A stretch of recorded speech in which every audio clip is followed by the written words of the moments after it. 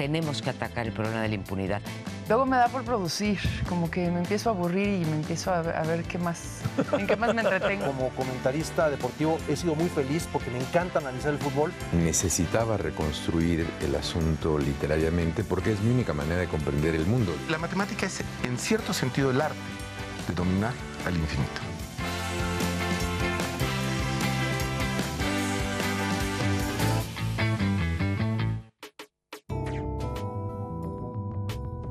Las historias que uno escribe aparecen donde quieren. Son ellas las que te escriben a ti, las que te descubren cosas de ti que no sabías. Así como compartes la danza y la música, compartes las historias.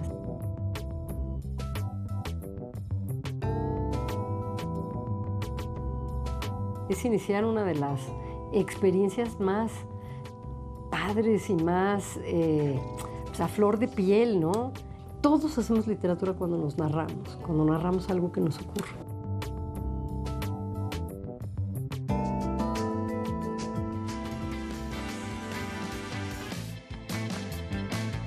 Bueno, muchas gracias que sigue con nosotros. 95.7 de FM en Radio Instituto Politécnico Nacional. Y así se lo dije, antes de que la vaya a presentar, dije, por fin se va a hacer entrevistarte. Rosa Beltrán, novelista, cuentista, ensayista, traductora, miembro de número de la Academia Mexicana de la Lengua, además trabajó en el periodismo, que eso estuvo muy padre, suplemento cultural, trabajó también, como académica, dando clase, reconocida.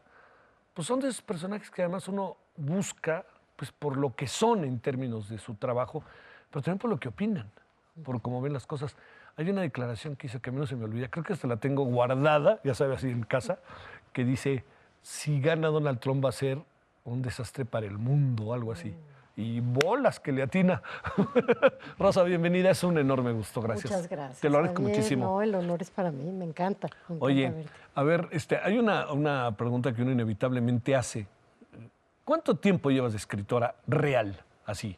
Que tú sacaste tu primer libro y todo eso. ¿Cuánto será? Mira, yo creo que empecé a escribir antes de publicar un libro cuando Huberto Batis, ¿Sí? que hacía uno de los suplementos más importantes que ha tenido este país. Yo diría que el de uno Sábado, más uno. Sí, de uno el más uno. Oye, qué consejo editorial, ¿eh? Maravilloso, Sí. pero él mismo también. Sí, él era. Me Oye, con pidió eso que una tenía, ¿te colaboración. acuerdas? Que tenía sacaba al final una fotografía de cómo era su oficina del rincón o algo así, decía que era divertidísimo. Siempre, porque también era muy malicioso. Sí, perdón. Con el trabajo mucho Fadanelli. Bueno, me pidió una colaboración cuando éramos muy jóvenes, empezamos a escribir y se la di. No solo me publicó, me dijo que quería que empezara a publicar. Y esto para mí fue extraordinario, porque era mi maestro en la UNAM, en la Facultad de Filosofía y Letras. Sí.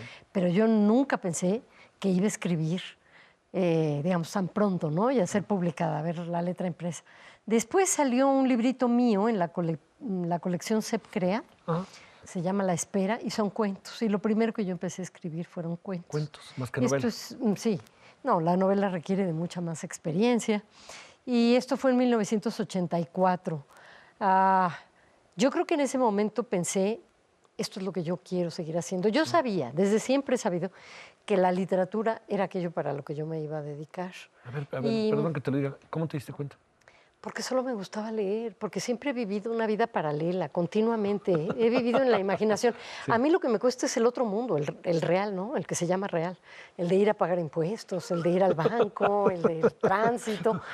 En el otro yo siento que soy yo, sí, claro. ¿Sí? Que ese es el que yo habito, es el que tiene, el que pasa por todas las emociones por las que paso yo, en el que vive gente que yo conozco mejor que mucha gente real, por supuesto, sí, por supuesto. ¿No? Todos tenemos un personaje que nos acompaña, o más de un personaje.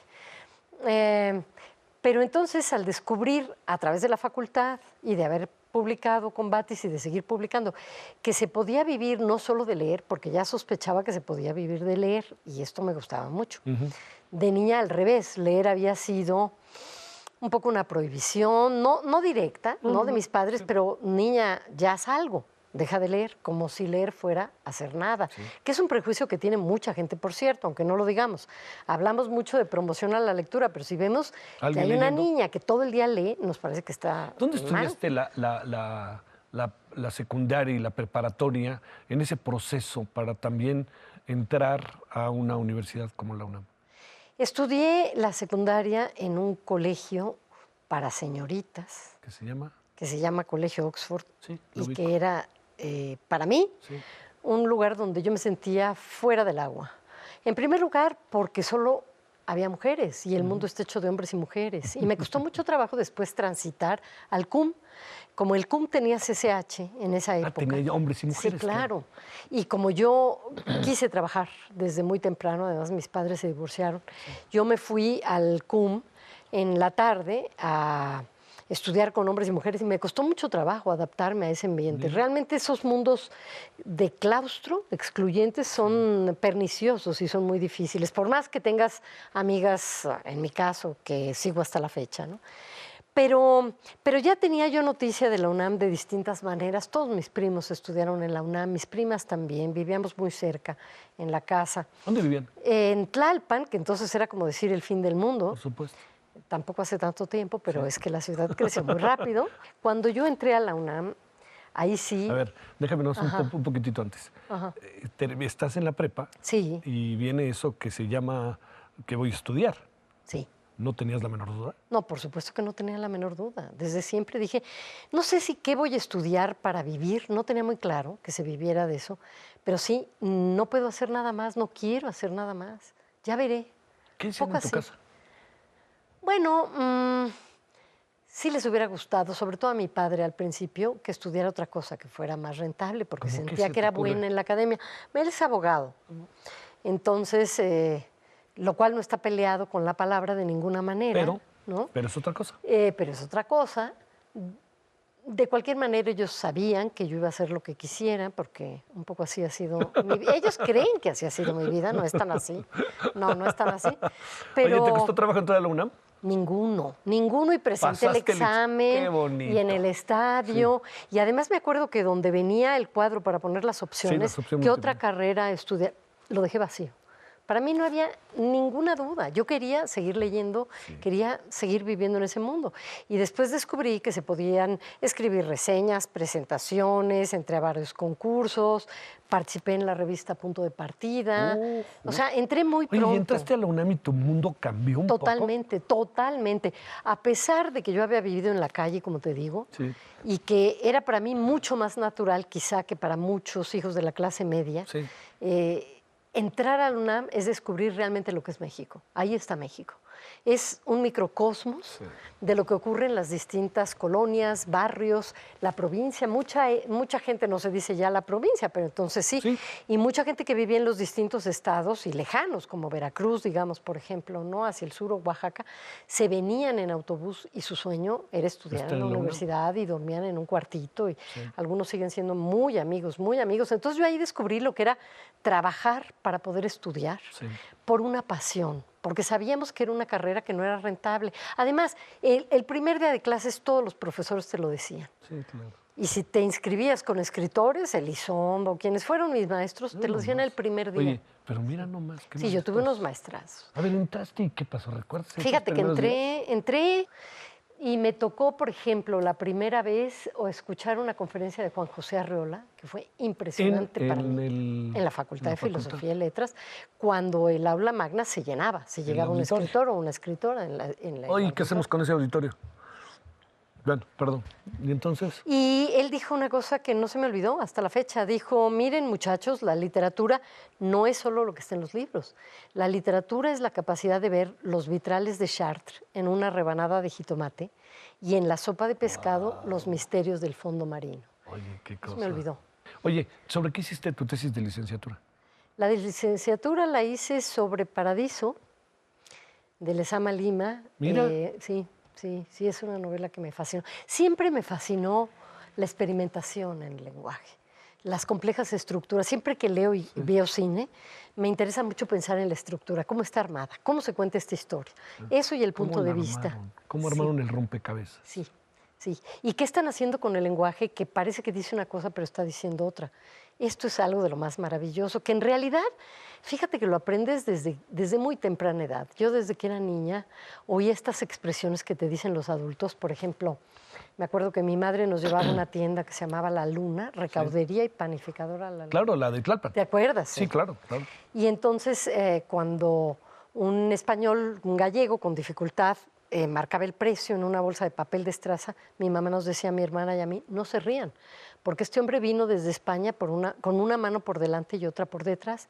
Y mi hermana y yo, que éramos tan chicas, nos imaginábamos realmente Así que a iban alguien así llegar caminando, y llegando a decíamos, México. bueno, pues es mérito, es raro hacer eso, pero es mérito, ¿no? O que dijeran, esa es una mujer de cascos ligeros. Todas esas expresiones que oyes cuando no entiendes a qué se refieren, te hacen imaginarte ese mundo que después va a ser el de la poesía, pero ya desde chica, poniendo tú los significados. Claro, claro. Y por eso hacer una tesis sobre esta novela y después seguir trabajando obras relativamente complejas, no solo porque lo que me gusta es la narración, es Sí. decir, la habilidad de contar una historia desde un punto de vista que es único.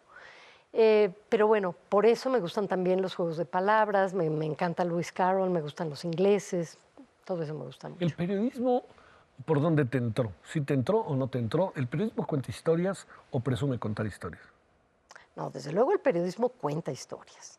Y toda la lección de Tom Wolfe Sí. y los demás nos enseña, igual que después nos enseñó la ciencia, aunque a veces no lo reconoce, que solamente podemos narrar el mundo a través de historias y narrarnos a través de historias. Por más que se las trate de dividir en dato duro, ciencia pura, son historias. Si no es a través de una narrativa, ni el psicoanálisis funciona. El chiste es que no sea la narrativa que otro te impone, que sea tu narrativa, ¿no? Oye, a ver, Rosa, regresas de UCLA y hiciste ahí tesis de doctorado. ¿o La no? hice en México. ¿Qué era sobre? La hice en México ya. Sobre la literatura de las Américas, que así, digamos, estoy haciendo una mala Américo. traducción, ¿no?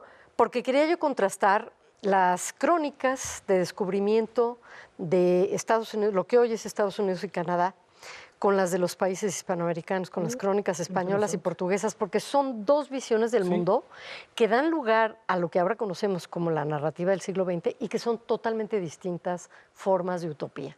Lo que aquí es barroco, lo que aquí es exceso, lo que aquí es el mundo nunca antes visto ni conocido, en Estados Unidos es la dinámica de nosotros frente a los otros.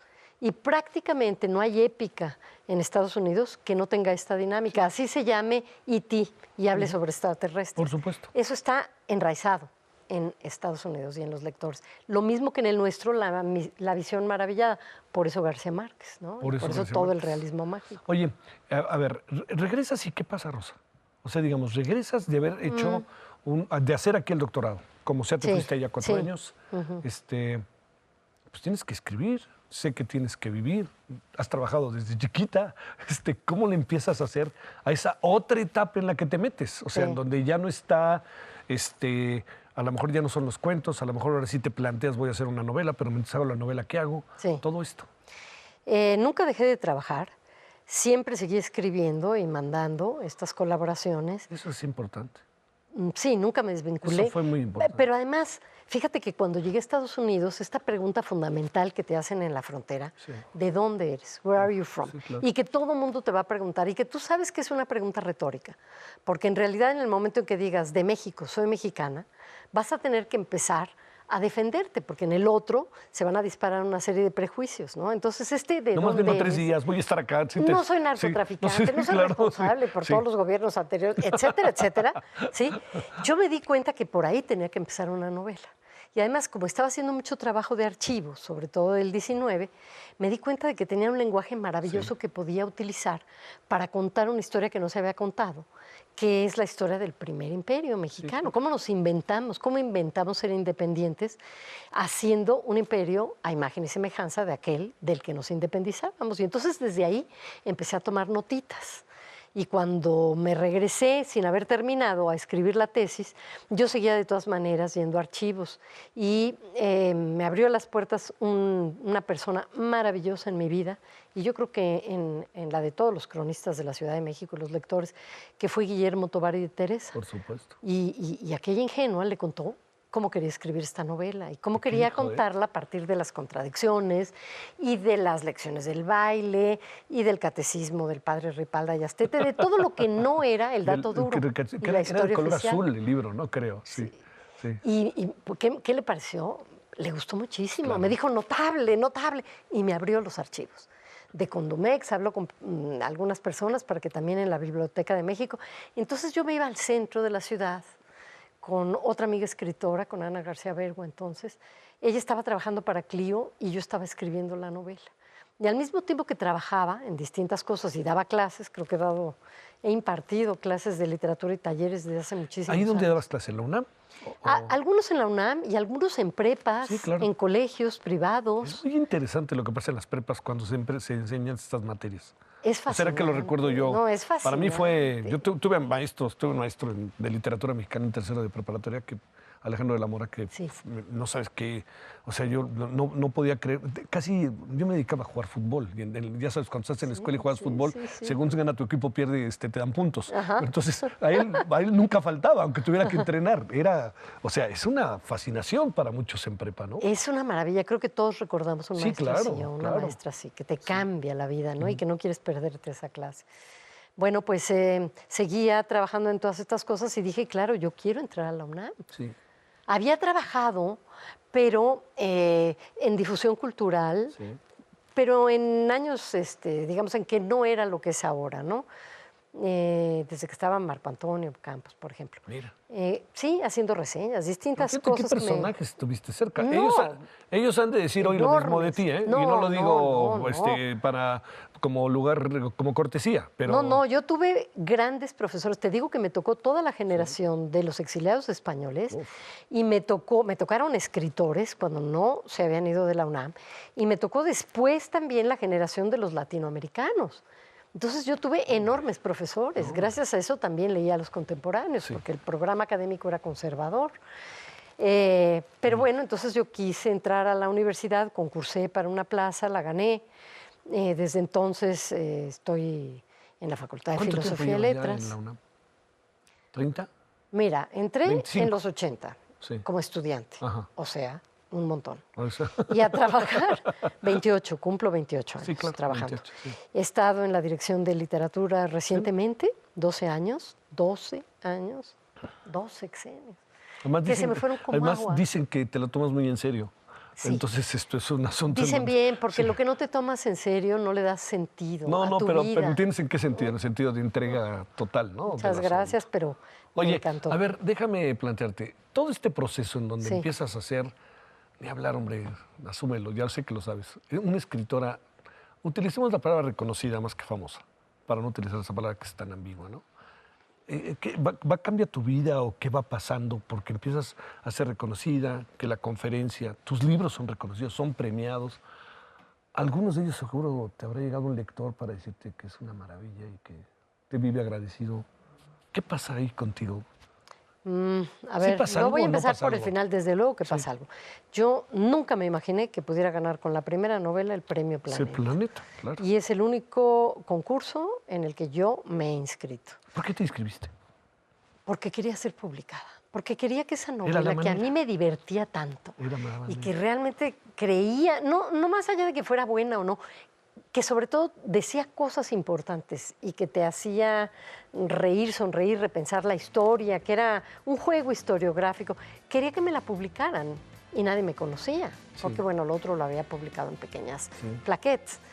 Y dije, bueno, ¿qué tal si quedo entre los finalistas y me la publican? Cuando gané el premio no lo podía creer. ¿Cómo te enteraste que lo ganaste, te acuerdas? Pues porque te llamaban, no sé ahora cómo sea, a una cena donde están los 10 finalistas y era una cosa espantosa, como de Sí. Señorita México, donde iban, No digas eso. horrenda, imagínate que dicen fulanito de tal, ya no, perenganito de tal. Entonces todo el mundo se iba de la cena porque es un golpe terrible, aunque estaban cenando con sus familias, y Rosa Beltrán, que ya no puede ni pensar y le zumban los oídos, se queda hasta el final y es la ganadora. ¿Y con quién ibas? Bueno, con mi familia, Claro. claro, por supuesto, ¿no? Oye, y- Con mi pareja, con Oye, Ernesto. claro, pero es que es Sí. cierto, o sea, sí es cierto, viéndolo bien sí es cierto. Es horrible lo que acabas de Fue decir, pero es cierto. espantosamente tenso. Pero, y luego enloquecedor, ¿no? Porque el premio, Claro. bien a bien, yo no entendía en qué consistía, porque estaba pasando por problemas, la editorial, económicos. Me llama su programa de radio Granados Chapa, En Radio UNAM. cuyo noticiero yo escuchaba todas las mañanas, y sus recomendaciones musicales eran de primerísima. Y pues, ¿cómo? Y te ¿Cómo que dejaba voy a ir escuchar con la él? música. Y te dejaba escuchar un fragmento de la música. Y me dice, su novela me encantó, me fascina. No sé qué. Y entonces empieza esa entrevista y como gran periodista que era, me asesta la pregunta a la mitad y me dice, ¿cómo le van a pagar y cuándo le van a pagar? Porque aquí tengo cartas y me apoyaba Humberto Musacchio, gente a la que yo leía pero que no conocía. Y esto fue lo más emocionante, que apoyaban a una escritora que empezaba en ciernes para que le pagaran el premio. Y entre todos los periodistas lucharon y me pagaron el premio. Esto fue padrísimo, Sí, oye, eso ¿no? no pasa seguido, ¿eh? No. Bueno, Entonces, Humberto Musacchio sí es así, ¿eh? Humberto Musacchio, ¿no? y Sí es de seguramente causa. Granados Sí. Chapa también era así porque No, era fue mi maestro, una ¿qué te enorme puedo decir? persona, ¿no? Pero lo que te quiero decir es que hubo como un entusiasmo colectivo por esa escritora joven que empezaba. Y esto es bonito. El mundo de la literatura tiene sorpresas Oye, maravillosas. ¿qué pasa ahora? A ver, digo, entiendo, Ajá. vas a entrar a otra parte, Sí. pero que te cae bien salir un poco después Sí, de 12 sí, años, ¿no? Hay que sí. tomar aire, Claro. te vas a ir a un lugar precioso como es ahí en la esquina de Orizaba con Puebla. Sí. Mira, me entusiasma, por supuesto, seguir en la universidad. Gonzalo Celorio tiene una frase buenísima. Es muy difícil entrar a la universidad, pero mucho más difícil salir de ella. Tiene toda la razón. Nadie queremos salir de ella. Hay quien dice que es como la cárcel, en el mejor sentido. Sí, en el mejor sentido, Sí, ¿no? o sea, sí, entra a la cárcel, pues ahora es como trata de una salir de familia ella. donde Sí. también hay miembros disfuncionales, puedes. pero son tus querencias. Sí, claro. Está la gente más interesante que tiene las conversaciones que tú quieres escuchar. Es una conversación permanente estar en la UNAM. Entonces me Y voy es a el la... país, es el país. Es el país todo Claro, el tiempo, sí, con claro. todas sus contradicciones y también con sus enormes problemas. Sí. Hay quien les dice retos, ¿no? Tremendo. Pero me voy a la Casa Universitaria del Libro, CASUL, se conoce, digamos, entre la gente más cercana, se la conoce como CASUL, a seguir con actividades para los libros, pero no exclusivamente. Sí, todo lo que tiene que ver con la palabra impresa, por supuesto hay presentaciones, hay talleres, hay conferencias, hay diplomados, pero también conciertos, pero también funciones de cine, de teatro. Es una casa de la cultura que empezó, todo lo que se hace ahí empezó antes a hacer un libro, a hacer una partitura, a hacer arte dramático, qué sé yo. Y es llevar CEU, fuera de CEU, a un lugar que es un semillero de gente que lee, que va al teatro, que va al cine, y que lo que hay que hacer es alimentarla con todos estos visitantes y darles todo esto maravilloso que a veces se concentra solo en ciertas zonas. Oye, vamos a sacarnos una foto para Sale. empezar a despedirnos lamentablemente. ¿Cómo no? Oye, y si se aburren van, o si cuando se aburren, o cuando salgan se van a la cantina y juntos. Al acobador. Oye, a ver, pero Claro. déjame hacerte una pregunta más. A ver, Rosa, ¿cómo? A ver, yo creo que te lo han preguntado muchas veces, además lo vives en carne propia cotidianamente. Una breve reflexión, un breve pensamiento de cómo ves las cosas en el país en función del área en la que tú estás. Literatura, el arte, la cultura, las universidades, todo esto que pasa, que viene pasando por tu vida desde siempre. Bueno, lo veo en un momento muy difícil y muy contradictorio. Por un lado, hay escritores y escritoras poderosísimos. Las autoras están cobrando una fuerza enorme y los géneros que eran desdeñados, como el periodismo, por ejemplo, la crónica, todo lo que se llama no ficción, ahora tiene una importancia relevante. Pero también hay enormes narradores, enormes poetas, todo esto es importante y hay muchos más lectores y sobre todo lectoras. Muchas mujeres leen literatura. Se ha incrementado ¿no? Es mucho increíble. este mundo, ¿no? Por supuesto. ¿Y qué? ¿El gobierno, el Estado, qué? De todo esto. Mira, se necesitan más políticas culturales. Ha habido intentos por todos lados. Ya sabemos que las campañas de lee a tus hijos 30 minutos no sirven para nada, porque si tú no lees, ¿cómo vas a leerte? ¿Cómo vas a transmitir? Pero tú hablaste de estos profesores que te inoculan la pasión. Y a lo mejor tuviste algún taller, como tuve yo talleres, ¿no? Donde estás apasionado por escribir y compartir, o donde a ti te enseñaron cómo se escribe desde el cuerpo, por ejemplo. Enormes ferias y fiestas de libro. Yo tengo el orgullo de haber empezado la fiesta del libro y la rosa en Cebú. Todo esto sirve, ir a minería. El Día de San Jorge, sí, el Día del Libro. Sí, estos programas, algunos otros, hemos hablado del de Miguel, ¿no? Claro. Todo eso es lo que realmente hace lectores, construye una comunidad lectora y a eso yo le apuesto. Te felicito y es mi gusto. Es el mío también. Muchas gracias, Rosa. Gracias a ti, Pásala bien, Javier. hasta la próxima. Adiós. Gracias. Chao.